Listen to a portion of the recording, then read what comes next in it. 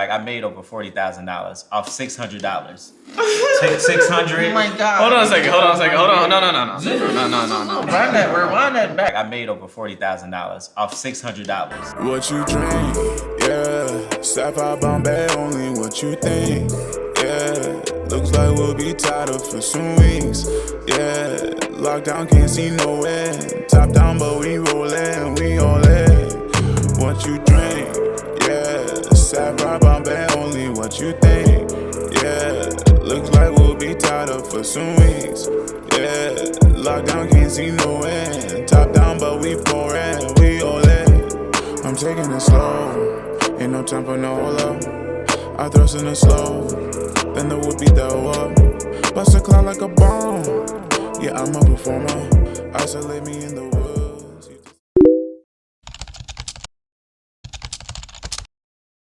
Welcome to the season finale. Per my last podcast, we've made it through a full season. We appreciate all the freaking support up until this point because this has been stressful. You know, I said that with a C. I love it. But yeah, we love it here. This has been an amazing journey, and we're gonna keep it going. But definitely wanted to get some intros in. We got a special guest for you, Yes, sir. mother suckers today. But before we get into that, all right, let me introduce myself. For those who don't know me, all the viewers out there in the world, podcast Poppy on Instagram. Make sure you follow me. Khalil Simmons, host and founder of this amazing podcast we got going on. And I'm gonna pass to my good brother. I don't need to say as much as you did, But we're in the finale. So appreciate you all tuning in. Episode 4. I'm Yoshi Haney. And you can find me on Instagram as well as Yoshi Haney, co-host, co-founder, and helping produce what is Per My Last. And we're here for lifting as you climb, Yes, man. sir. The importance of mentorship, because I think it goes understated how important it is to be, once you arrive and once you've reached that pinnacle of success, how important it is to bring those, people with you, right? Once you get to the table, are you pulling back those seats for others, right? So we're gonna dive deep into that today. We got a lot to say, from our experiences being mentors, being mentees, and then also with our, like I said, we got a special brother on the show today that I think he literally embodies lifting as you climb. We met him doing a mentorship session at Roosevelt University, and his energy was just so contagious. He was like, bro, you gotta come on. So without further ado, our good brothers, Simeon. What's to it, brothers? What's going on, man? I appreciate y'all having me here, man. We appreciate you. We appreciate you. we're in the presence of greatness right now. Honestly, man. I'm gonna take it. I'm gonna receive that. That's right. Cause I believe it can be that, but yeah, for sure, man. Thank you. Listen, brother, look, we're big believers in giving you your flowers while you're here. And That's facts. And I'm smelling them. look, keep the nose open. Keep them nostrils. You did. But no, let's get into it, because the city of Chicago knows you, right? You tapped in the places that you need to be tapped into. But for those out here in the world who don't know who you are, who is Simeon? So Simeon Dill. I'm born and raised in Chicago. Mm-hmm. I'm a barber by trade, and I like to always say that I'm a people person at heart. So me using my platform as a barber has extended an opportunity for me to meet some great people. Mm-hmm. Those great people have extended great opportunities to me, and I feel like me being obedient and conscious of those moments and those people, those times, kind of got me to where I am. So I just appreciate being in rooms with people like yourselves. We met at BMLA, Black Male Leadership Academy. We sat on a panel, and it was just good for me to see some young brothers who had something to offer, understood their value, and knew how to present it and project it. So, yeah, I look at us the same. We all do different stuff, but there's a commonality. There's a common chord that we kind of all strike, and I feel like that's what got us here. So, just a barber who kind of has a few ideas about kind of bringing people together and me just using my platform and standing behind the chair to kind of make that mean something. I love that. Energy, right? I mean, I think the thing that attracts us is energy. Absolutely. I'm huge on energy, right? When you meet somebody, you can tell that within the first few seconds, right? What they're bringing to the table, who they are, and how they receive others, right? Because a lot of the times we're focused on us, right? Like what we're trying to put out, focus me. But I think what struck us off rip, right? To be in a room where of course we're lifting as we climb, but to see you break that down, right? And to break instantly. And the energy that you bring to the table is really why we have you at this table. I appreciate that. It's nice oak wood we got right there.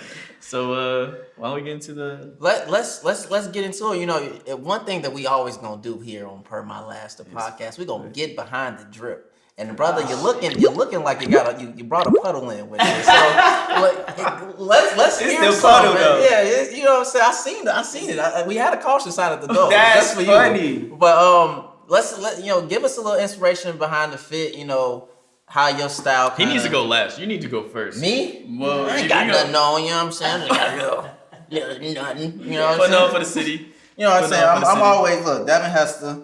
Of course, you know, Hall of Famer. Legend. If you're from Chicago, you know what time it is. You know. Absolutely. So I had to shout it out. We in Chicago. We are at one of the coolest, coldest art galleries in the city.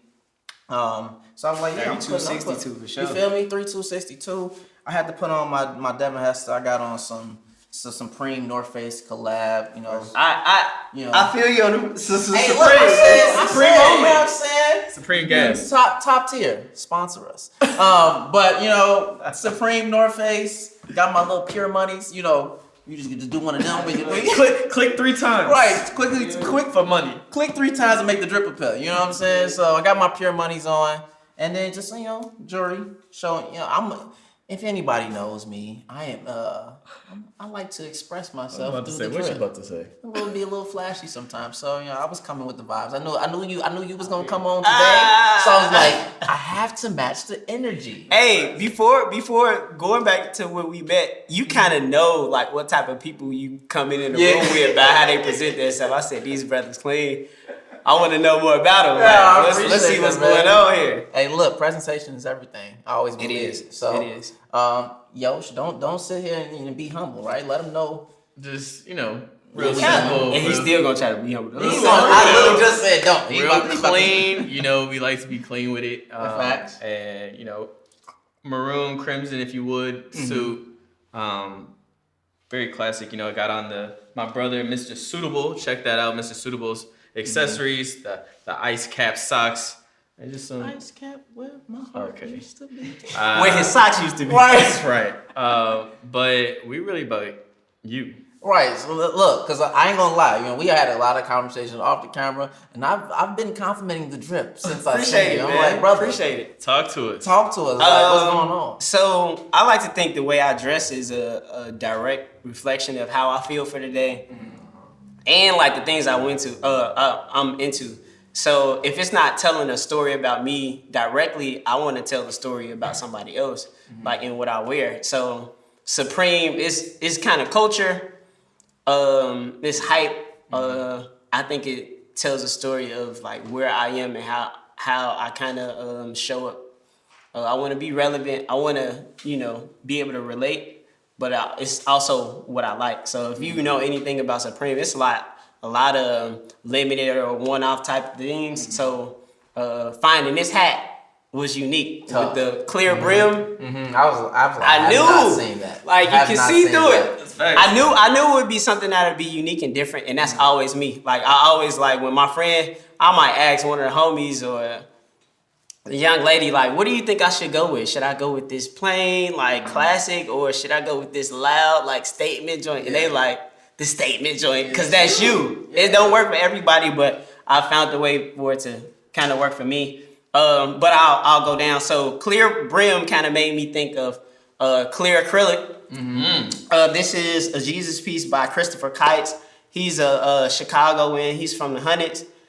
He's made just a mark in expressive jewelry, acrylic jewelry. He's like getting all type of rappers and entertainers to I've wear been peeping. like acrylic jewelry with their their bust downs. Right. So I really appreciate that. He's been on the scene with all the designers and artists, and he's like making a name for himself. So for me to be able to support something homegrown, like I'm wearing this chain not to be flashy, but more so to make a statement about what's happening in Chicago. We got some good products here. We got good stock here, and I want to be able to wear this. Like I wear this with pride because this is one of the little homies like coming up and doing his thing. So I felt like it kind of tied into the clear brim, clear chain, bracelet. I like jewelry. Usually, like I said, my stuff tells a story. So the ring is it's a Cuban link that I got from Bali. So if What's that? Stop it. Bali? Is that a store? It's not it's a story that goes along with it. So if you want to know anything about me, you can find anything that I got on, I'm gonna give you a story. Right. The wax denim, the metallic wax denim from Denim by DeCarlos, another Chicago dude. Painted wax, hand painted wax, and then YSL boots, like classic. Probably never gonna go out of style. I'm gonna wear them till I wear a hole in the bottom yeah, of the choice. You feel me? So, kind of just eclectic style, give you something that your eye can catch. Yeah, you know what I'm saying? And it'll start a conversation. Even if it's just like, what were you thinking? Man, whatever, bro. I look like I feel like, you know what I'm saying? Facts. You giving that beer right now. I appreciate it, bro. Giving that I appreciate beer, it. for sure. Now let's start the conversation because that's what it's giving. You feel me? So let's get into just how we met. You kind of touched on it a little bit. BMLA. Yeah. Yoshi presented the opportunity to me. I wasn't familiar with BMLA, Black Men Leadership Association. I'm always looking for opportunities to kind of give back. Yeah. And he presented the opportunity to me. I'm like, I'm definitely there for sure.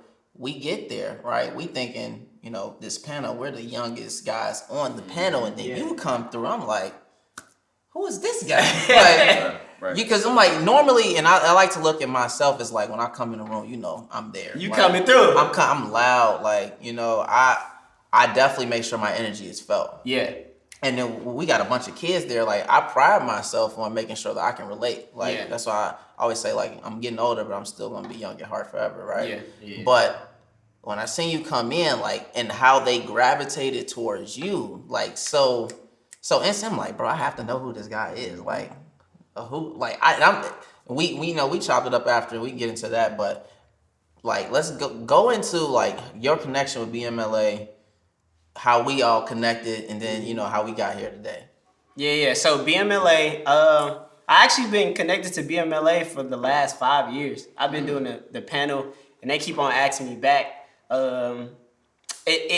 Originally I had like a little imposter syndrome, like going to BMLA. Like I wanted to know why they wanted me as a barber. Like I'm a barber, and I've accomplished a few things and been able to be in some cool rooms, but after doing one, like, why y'all want me to come back? And I realized it was the authenticity. And just being able to relate to the kids, I feel like was something that kind of brought me back. I've been able to do it over and over again. And I'm grateful for the opportunity. Because sometimes you don't know your own strength or what you're able to give. Sometimes you still in the process of finding your power and your worth. And I think that has kind of helped reinforce my idea about myself and where my value is and like what I can offer. So being able to speak to kids and they just follow, for one, maybe just by the way I express myself through what I wear, I wore it like everybody else on the panel got on suits, and I'll come in with some basketball shorts and some unreleased sneakers. So they under the table. What the hell does this guy do? Right. So and then it's a statement piece. Like I think of clothes like a statement piece. Once I made a statement, now we can have a conversation. Now you're gonna be tied in to what I'm talking about. And if I articulate myself well enough, you might be interested in what I really got going on, how I got there, how you can get there. And because I've been able to keep up relationships with those young men, past the panel lets me know that I'm doing something right, that I have some offer. some value to offer.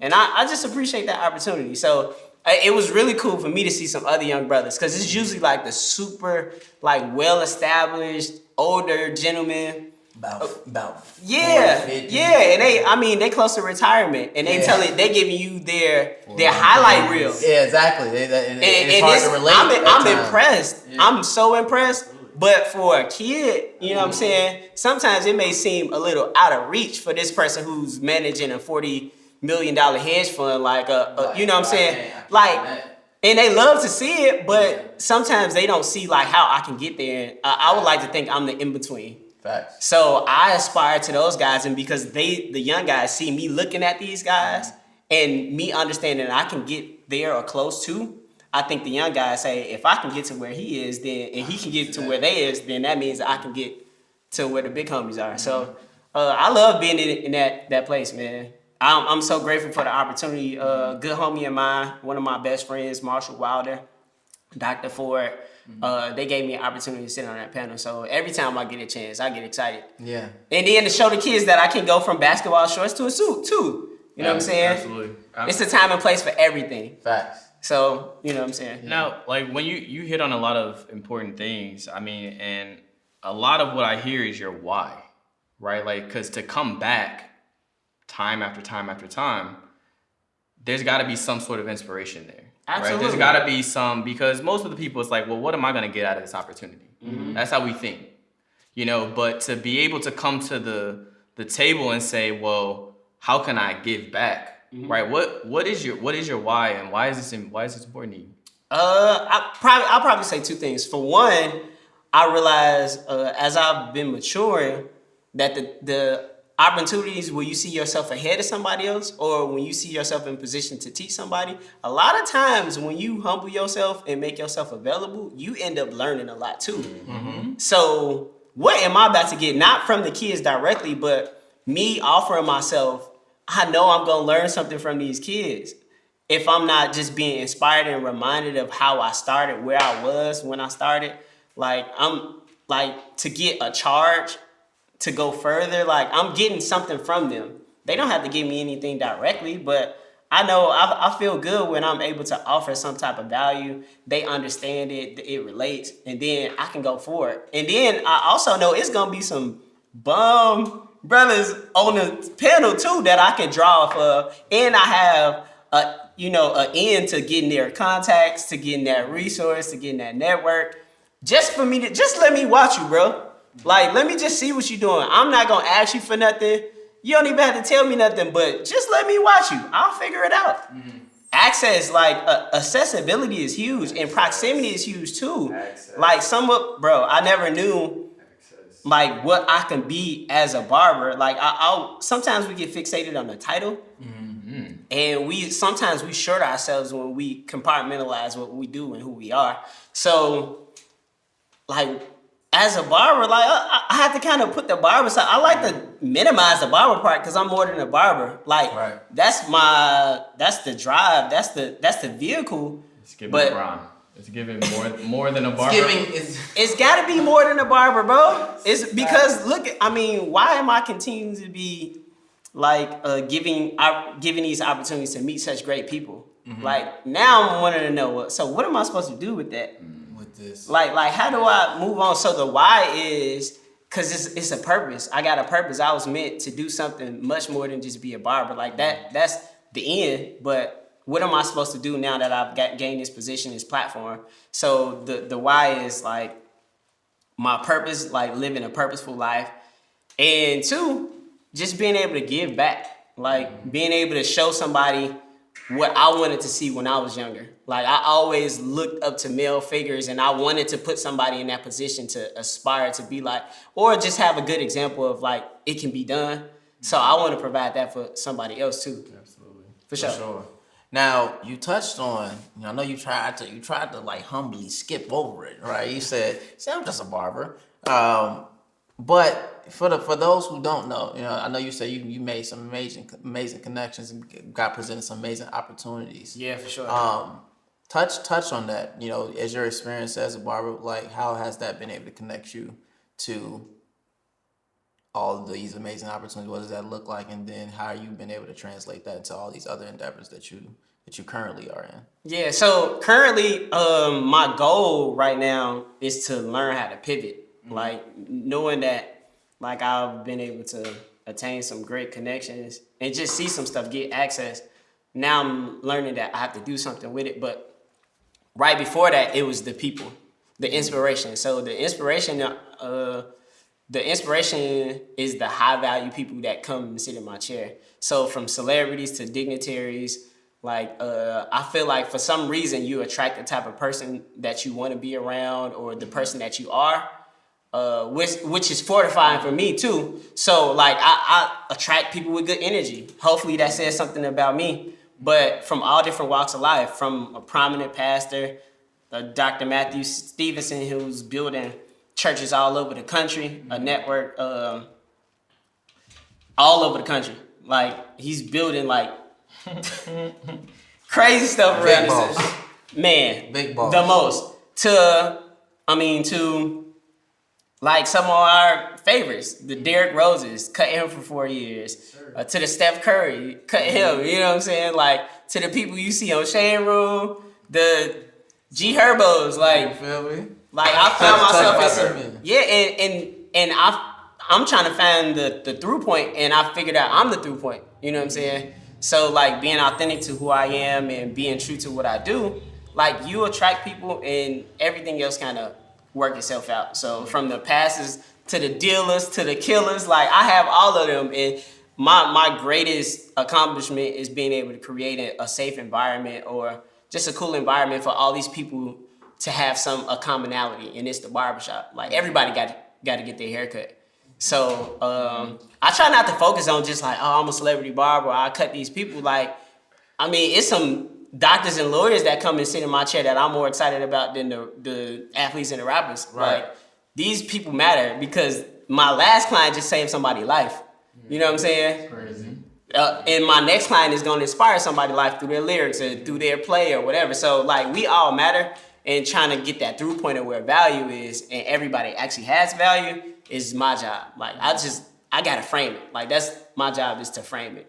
Like cutting hair is that's actually a trick. I'm really getting up on people. Like I'm selling a haircut, but it's really like. So I'm really getting so much more. I'm really getting so much more. So it almost feels like robbery if I'm not sharing it with other people. Right. You know what I'm saying? I've gotten so much value, so why not share it? It's overflowing. Like I can't keep it all to myself, so other people gotta get something. I mean, so most people don't think that way though, right? It's like no matter, I'm going to try and get as much that I can for everyone I'm gonna look out for, right? And that's, in a way, we think of it as a very selfish mentality because, I mean, I'm securing as much as I can for my people. Yeah. And my people usually are real, close knit. Circle tighter than Cheerio.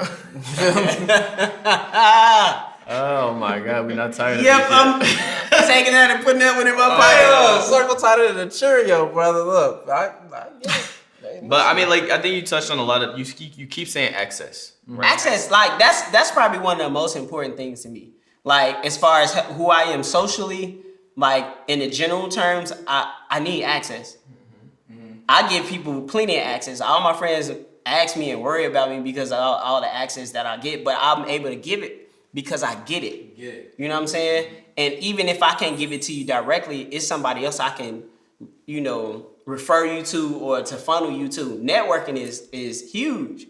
And it's the time and place for everything, and then it's people for everything too. Like the fact that I have somebody in my network who can just about do anything, that's wealth. That's right. When I ain't got $1 in my pocket, I got a phone call I can make. value. You know what I'm saying? So that's super important to me. Well, so I mean, like, so it sounds like, a lot of people's like, I want to be famous, I want to be successful, right? And a big part of this whole podcast is how can we redefine success, right? And so specifically, why we have you on, right? Success looks different in so many different spaces. It looks different. Yeah. Right? Literally. I'm in a suit. He's in a jersey. Yeah. You're in so it looks different, right? Yeah. And that's access. Yeah. Diversity in that access. But then secondary to that is like the fact that you get to cut with the access that you have, the people that you cut, right? It's a secondary effect to how you build these relationships and being relatable. Yeah. Right? And so I guess my question is, with sort of your image, And most people is like, I want to be in that space, but there's only one way to that. Everyone needs a haircut, like you said. Everybody needs a haircut. So there's so many ways to get to the top. Absolutely. And so I'm interested to know, talk to us really about the importance of the value you get, because you could have stopped, right? Once you started cutting Herb or you started cutting Steph Curry, most people I made it. What do I need to keep building for? I made it. What's your impetus to keep going? The value you get from that, and how do you do it? How do you be relatable?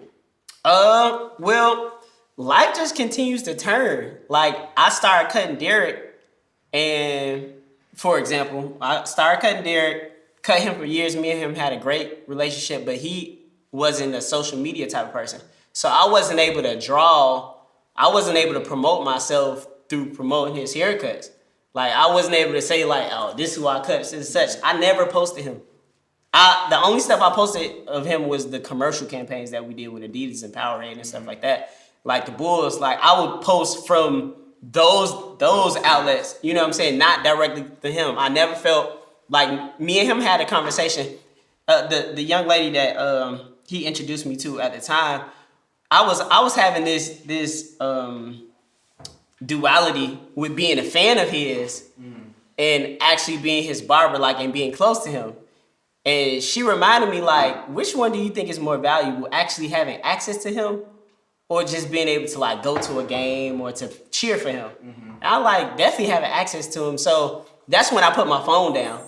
It's not about capturing a picture of who I cut or whatever, but it's building off of who he is and what he can offer, just genuinely, you know what I'm saying? So I learned very early, dealing with celebrities. Everybody don't want somebody in their face. And I'm sure people will take a picture, but every time you snap a picture of somebody who really don't want to be snapped a picture of, even though that's their job, it takes away from that every time. So they're not looking at you like somebody they can really trust, right, or whatever. They looking at you this is somebody who's trying to come up off of me. So just building genuine relationships, just really kind of help that go along.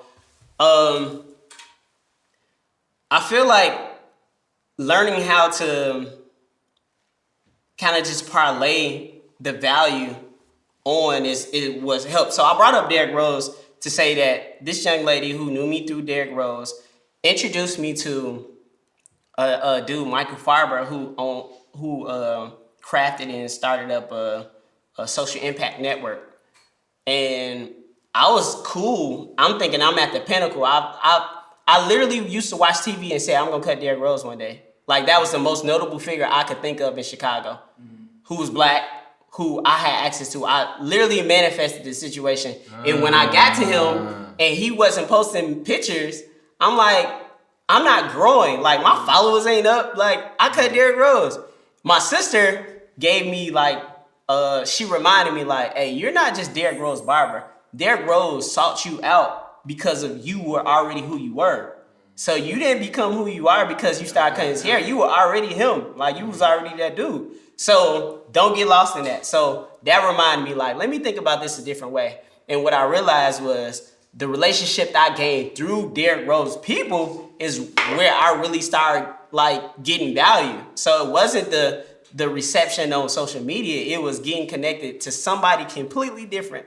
This white dude from DC who was doing some impact work in Chicago, who connected me to more people than I ever would have thought. Now I know somebody in just about every city in the country that I can literally go crash on that couch. People who build me up and give me access, who support me financially, spiritually, all types, you know what I'm saying? Breakout is the organization, but I've met people through that network who have served me way more than the pictures that I thought would have got me 10,000 followers. You know what I'm saying? So being authentic to who I was, somebody saw that while I was cutting Derrick. I'm thinking the hype was cutting Derrick, but somebody else saw you way more than a barber.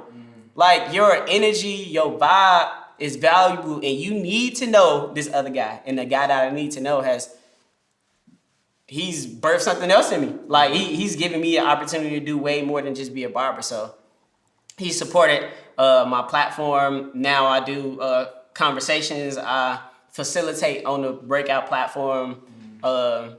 It's just gone way past the Clippers. So I'm appreciative. Learning how to pivot and learning how to not just get stuck in titles. It's been probably my most valuable lesson. Because if I would have just stayed being a barber or just focusing on that title, I'll be looking for the next celebrity to cut, and I'll be, my career be based on how they promote me. But now I can be under my own power and promote myself, and by connecting myself to other great people. So, like I said, like earlier on the show, right? You're one of the few people that I've probably met in life where I would say your energy is very contagious. Mm-hmm. Like, Appreciate that, bro. I met you. To be quite honest, I don't even, like, I'm working on it myself, trying to be more outgoing to people that I haven't connected with. Like the whole idea of networking. Yeah. It's an art in itself. So we met you, we went to dinner that whole night, and I'm like, what is it about this dude that's making me like even want to be here right now? Like and that night I feel like we were out to 11, 12 o'clock? Yeah. Like we were after we had started all day. And I'm like, 1 p.m. I'm like, bro. That's right. I'm like, bro, what? All day. What is keeping me wanting to be here right now and still be engaged? So I'm like, what do you think it is about you that like your energy is like is as contagious as it is, or it makes people want to be like, I need to connect with this person, I need to help this person or put them in the right place. Like you said, Michael Farber. Even Derrick Rose, right? For him to seek you out. Seeking you out and I can answer that question, but I guess to be self-aware is also from your perspective. I think being self-aware is a huge part of it, though. Mm-hmm. Like understanding where your value is and what your strengths are. Like it's a lot of things I'm not good at. Yep. Mm-hmm. But that's not what I'm projecting, and that's not what I'm giving when I'm in a certain type of room. And I'm also not trying to be perfect either. I think being authentic to who you are. Authenticity. That's a word. Like it's kind of hard to say, but it's legit. It's for real. Like being authentic to who you are. Like I cut one of the most popular drill rappers in the city. I grew up in the hood and was able to have my formative years were in the suburbs, so I'm not street at all. I know about the streets, I've seen it all, but that's not what I project. But for me and this dude to connect like that, like to really connect, is just based on us being authentic to who we are. And that's always gonna go over. That's always gonna connect. Like when you just be solid and be authentic to who you are, that's always gonna relate to somebody. And what you realize is for the people who it doesn't relate to, you just realize that that's not your community. And the quicker you can get to people who actually support what you do, right, you can streamline yourself to like where you need to be. You don't really need to be around people who don't support or understand you. You need to be around people who get you and who appreciate it. So like me being able to stay in rooms, me being able to speak for myself for one, learning how to tell my story, accepting my story. It's easier to tell your story when you accept it. So accepting who I am, that makes it easier to be authentic to who I am. So that's what self-awareness is, knowing who you are, knowing your story. And once I learned to tell my story and just say who I am, where I came from, and to be able to talk about the things that I've experienced, like people are interested in just that. Mm-hmm. Like it's not me talking about accolades. It's not talking about like what I've accomplished. It's just talking about where I've been, what I know. And if I don't have a place in the conversation, shut up.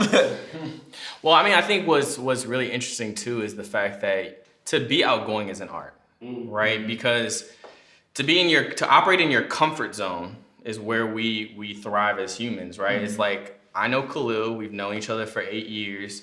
And when I go out, I can sit in my circle with Khalil and not meet a single person and be comfortable there. Mm-hmm. So what does it take for you to go out and say, you know what, I have my people, but there's still so much more to learn. I think one thing that really stuck out from that panel that you said was the amount of access that you get from just being open and receptive. Mm-hmm. And what I mean by that is my man's literally broke it down by saying, we live in a world now where access is everything. I mean, to have the internet, to have books, I can get close to media. I can get close to Diddy without knowing Diddy at all. If Diddy got a book, you can have a conversation with the person you admire, even if you don't like have a verbal conversation. Yeah. Like you can have a mentor in somebody you've never met, but you just got to be intentional about it. Like it's people who write books that tell you everything you would ask them. The entire life, like you know what I'm saying? Like it's all out there for you. You have to be intentional about going and find it. Mm-hmm. So once you have an idea of who you are and then what you want, then things start materializing and manifesting itself. Mm-hmm. Like you start attracting situations that'll put you right where you need to be. Like it's some important people I would like to know. I haven't gotten to the point where I'm in that space yet, but these people that I know, I can look up their videos on YouTube. I can see how they comment, what they talking about, how they carry themselves, and if it's something that I aspire to, I have a preset. I have a preface of where to start. You know what I'm saying?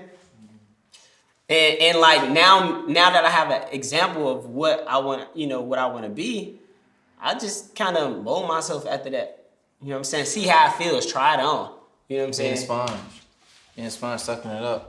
So, we kind of touched base. We touched base on kind of how you got to where you are now. Yeah. And when we were at dinner, I keep referencing this dinner because it was a good dinner, bro. It was a good time. It was a fruitful time. Yeah. Like one of the few times where I feel like I've connected with people in the city, and I feel like I actually took something from the conversation. Typically, is like when we got into a certain level of success. It's kind of hard to find people where you can continue to learn from. Yeah. And then find people that can pour into you as much as you probably pour into the individuals you're trying to bring with you. Mm-hmm. So I'm like, we connected dinner. You mentioned how you were trying to pivot, get out of the title of Barber, by trade. I'm trying to do all these different things. Yeah. You played the game. Yeah. And I'm not gonna give too many details. I want you to touch base on that. But that game, bro, I'm trying to tell you, when you need that advertisement, hit me because that was fire. So practically speaking, this podcast is all about the practical aspect. We can talk about how to do things, why it's important, but we really need to break it down. You know what I mean? So that people can walk away from this with something tangible. Yeah. And to feel something behind that. So with all that, I think we should run through one real quick. Let's do one. I want you to break it down. Let's get into what it is, why you did it, and let's go through it, brother. Yeah. So let me explain how this whole idea started. Yeah. Me being a barber, of course, I'm around people all the time. All the time. Me being a young man, a young black man coming up, looking for an example of what's the best version of a man that I can be. Yeah. I got direct access to a slew of men. Mm-hmm. So every day in my barbershop, I get to see do I want to be like that? Or is that the right way to be? Or whatever. And now I have all these questions. Mm-hmm. So conversations come up in a barber seat, in a barber chair. I've gotten good at asking questions. But everybody doesn't want to be probed or interviewed when they're in the chair. Mm-hmm. So creating a space for people to have just common conversations, just like the same enthusiasm we have about talking sports. I want to have real life, what is a man type conversations in the barbershop. So I crafted this forum, much like the shop, like LeBron does. Yeah. I literally been doing that for 7 years, before the shop even came to be. But I've been doing this, not looking for a platform, not looking for acclaim or to be framed in any type of way, but literally to have conversations and get my questions answered. So I started doing exercises to kind of warm people up to answering questions. How can I recreate that authenticity? That's that word again. How can I make you feel comfortable about the conversation and deep diving in a barbershop? Yep. Having the conversations that guys don't want to have all the time. Niggas don't want to talk about that type of stuff all the time. Not all, they don't, but they will appreciate it, but if I told you, hey, yo, we gonna have a real deep conversation come through. It's that's not hair, bro. I just came here for a fade. Right. So the thing was how can I soft serve, a soft pitch, deep conversation? That's right. Cause I'm looking for answers. You know what I'm saying? I need it was self-serving. It was a little selfish on my part, but I want to be the best version of me. And I see myself in some of the people who come through the barbershop, and I aspire to be like some of these guys who I think are important and who I think have value. So let me ask them questions to figure out a way to ask them questions so I can get the answers that I need. Mm-hmm. So after years of having this conversation, this one little exercise that I just popped in my brain one day, it just like kind of made things simple for me.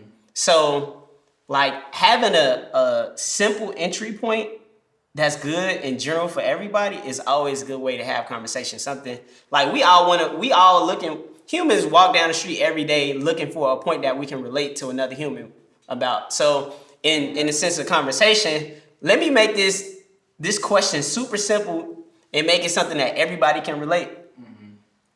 So I started grouping 3 words together, like a series of 3 words, asking people how they felt about them. And I learned that the simplest things, like you can tell something about a person by how they answer questions and what matters to them, how they value things. So what I started doing was just having people order these 3 words, this series of words, having them order them so I can see how they felt about them. So I, for one, know who I'm dealing with. Like, I just became self-aware a few years ago. Now, me asking you these questions, I want you to have the same joy in finding myself as I did. So I want to ask you this question. So for one, you have an opportunity to become aware of yourself. And then for me to be able to read what type of person I'm dealing with. Right. It's serving me, it's serving you. Hopefully you feel inspired. Maybe you've never even heard yourself answer a question like this, but just a simple series of words. If I ask you guys, for example, quick one. Benz, Audi, BMW. BMW, Benz, Audi. Now we all associating, like, it's pretty general, like luxury vehicles. Right. But I want you guys to order them and tell me, like, with no particular reason why. No judgment. Like, no judgment. I can't tell you like what you should choose. I can't project my idea of what I think it should be. But you tell me in order, like, what they mean to you. Like, not what they mean to you, but like put them in order in the way you see them. Yep. Just put them in order. Benz, Audi, BMW. Benz, Audi, BMW. I'll start. I would say BMW. Okay. Because that's what I drive. Okay. You know what I'm saying? I'm in that thing. You He feel say, me? I'm in that tank. You feel me? So I'm like, yeah. I've always been BMW. My first car I ever bought. Oh my gosh. It was a piece of shit. Uh-huh. It was a piece of butthole. But it was my first car. I saved up all my money. 2002 325i BMW. I'll never forget it. My man's bought a 1990 BMW just to have the logo. F you. So obviously this is first because it relates to you. Nostalgia. I felt that. You know what I'm saying? So Yeah. BMW is always gonna have a special place in my heart. Right. Then I'm gonna go with the Audi. Okay. Right? Audi, very clean car. I feel like when you whip an Audi, people feel you when you pull up. Yeah. But it's also not like, it's not a Porsche, it's not a Lamborghini, it's not that next level. But you feel Audis when people whip an Audi, you feel that when they come in, when they pulling up to the scene. Yeah. And then Benz, I put that last place because I feel like Benz, and this is just my personal opinion, don't get offended. All right, no one. If you drive a Benz, I feel like Benz is just the car where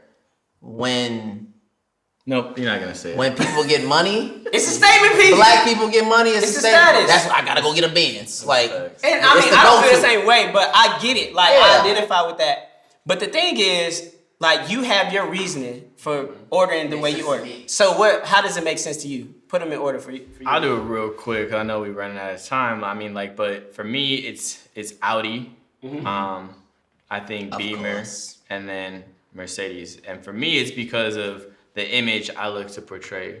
It being unique. You don't really see a lot of Audis, and when you do, it's very selective. And even when I was shopping for one, like, it's hard to even find the exact model what you're looking for because they're very selective. Yeah. even when you do see Audis, you don't see us behind them. That's right. And so I think just when you talk about access and just the image I look to portray, I want it to be one of a kind.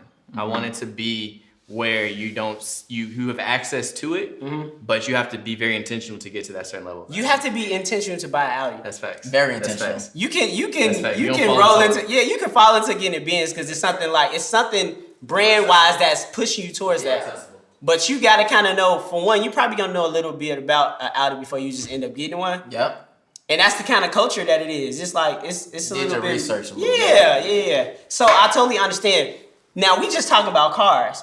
3 cars that everybody know, but I really just learned a lot about you. Yep. So now I know how to approach you. Yep. Now I know a little bit more about you, and now I can kind of like identify myself and how I fit. You know what I'm saying? Understanding what I do about you guys now. So like just using something as simple as that, like I've made over 400 series of 3 questions, 3 words, from sex, drugs, alcohol, how you order them, from God, family, money, how you We had order that them. conversation. Yeah, And once you release yourself, like once you give yourself grace, once you honestly try to answer the questions for yourself, like how do I really order? In what context am I putting it in? Am I doing it because this is what I'm supposed to say? Am I ordering because this is how I really feel? Am I ordering because it's like ordering by value? Or is it supposed to be like this linear thing, or is it on the spectrum? It's individual. Like it could be just individual. Like it's a lot of different reasons we answer questions, but me even understanding how you process your answer lets me understand how you think, how you process. So I'm really learning about you. You know what I'm saying? Well, I mean, we're looking forward to when you will. Yeah, when you coming out the game, Hey, brother? the When you game- coming out the hey. game? The game is coming soon. Say, I'm ready. I like. No, for real. I I think because and I'll say this real quick. I think it's super important to understand who you are. I think even if you were just to look at the cards of the 3 words and answer for yourself, you can hear yourself recite how you really feel about stuff. For other people who are answering, you get to hear how they feel. But I think it's about understanding who you in a room with. Some people you already think you know. I think the game would be great for like people you think you already know, because you get to learn the nuance. Like you get to learn the little details and the subtleties that make these people tick. And for the people who you don't know at all, you get this fast track to who they are. So yeah. The game is coming for sure. I can't wait. Honestly. Give me a week. I'm moving. Like I literally have people like charging me and pressing me to like, dude. I'm about to say, bro, I can't wait because I told you, I'm gonna help with the advertising when you need it. I put it in my notes. Yeah, look, I'm gonna help with advertising when you need it, and I definitely need the game myself. That's a great party gift. But as you know, you all probably seen, we like to end every episode with a toast to life. Tis a toast. So Success. to success, reshaping the idea of what success looks like in our communities. I love that, man. I love that. Like we get to give each other a little bit of grace when we start talking about success, because I feel like as young black men, we've had this one idea of what that is. Cause they put us in a box, man. It's not they. I mean, to the point now, it's us putting ourselves in a box. I mean, I think to that point, right? We are the pen of our story. We're the author of our own story. Yeah. So how we define success is completely up to us. Yeah. So this toast is a toast to success, and honestly, I'm gonna leave it up to you. When you hear success, how would you define that? Success is what you can imagine and actually attaining your vision. Like being able to be intentional about your vision is success to me. Period. Like you literally going after your vision is what success is for me. That can look like we're anything. after the vision. Well, toast to manifestation, toast to going to execution, And lifting as we climb. Amen. Hey, Lifting cheers. as we Cheers, climb. brother. Cheers, brother. Definitely. Yep. What you drink, yeah. Sapphire Bombay, only what you think, yeah. Looks like we'll be tied up for some weeks.